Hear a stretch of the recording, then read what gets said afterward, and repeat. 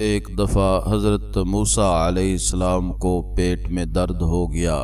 انہوں نے اللہ سے کہا کہ اے اللہ اس کا علاج بتا دیجئے۔ وہ تو کلیم اللہ تھے، اللہ سے ہم کلامی کرتے تھے۔ انہوں نے کہا کہ اے اللہ میرے پیٹ میں درد ہے، اس کا کوئی علاج بتائیے۔ اللہ تعالیٰ نے کہا کہ چاول کھاؤ، بنگلور والے خوش ہو جائیں گے کہ ہم سب چاول ہی کھاتے ہیں۔ حضرت موسیٰ علیہ السلام کو بھی اللہ تعالیٰ نے چاول ہی کا حکم دیا۔ اب حضرت موسیٰ علیہ السلام نے چاول کھائے لیکن وہ درد کم نہیں ہوا۔ اللہ نے علاج تجویز کیا اور درد کم نہیں ہوا۔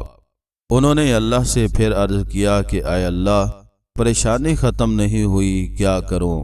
کہا چاول کھاؤ، پھر بھی ختم نہیں ہوا۔ تیسری دفعہ عرض کیا لیکن تیسری دفعہ بھی کھانے کے بعد بیماری ختم نہیں ہوئی۔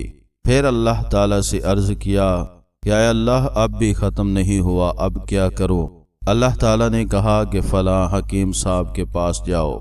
اب حضرت موسیٰ علیہ السلام حکیم صاحب کے پاس گئے، ان کو دکھایا تو انہوں نے کہا کہ چاول کھاؤ۔ اللہ نے 3 دفعہ کہہ دیا تھا، کم نہیں ہوئی بیماری۔ اب یہاں گئے تو وہی چاول کھاؤ۔ خیر آ گئے، چاول کھائے تو ٹھیک ہو گئے۔ اشکال ہو گیا ذہن میں، اللہ سے عرض کیا کہ اے اللہ یہ بات سمجھ میں نہیں آئی، یہ راز ذرا فاش ہو جائے تو بہت اچھا کہ آپ نے کہا چاول کھاؤ، 1 دفعہ نہیں 3 دفعہ، میری بیماری ختم نہیں ہوئی۔ حکیم صاحب نے بھی کہا چاول کھاؤ اور بیماری میری ختم ہو گئی، یہ میری بات سمجھ میں نہیں آ رہی۔ اللہ نے کہا اے موسیٰ اگر میں نے کہا تو اسی لیے کہا کہ اس کا علاج ہی وہ تھا۔ حکیم صاحب نے اگر کہا وہ بھی اس لیے کہا کہ ان کے علم کے مطابق بھی اس کا علاج وہی تھا۔ لیکن جہاں تک بیماری کے ختم ہونے کا سوال ہے وہ تو میرے اختیار میں ہے، میں نے ختم اس وقت نہیں کرنا چاہا اس لیے میں نے نہیں کیا۔ اگرچہ تم نے چاول کھایا لیکن حکیم صاحب کے کہنے پر میں نے یہ چاہا کہ بیماری تمہاری ختم ہو جائے اس لیے ختم کر دے۔ اب رہا یہ سوال کہ اے اللہ اس وقت آپ نے کیوں ختم نہیں کیا؟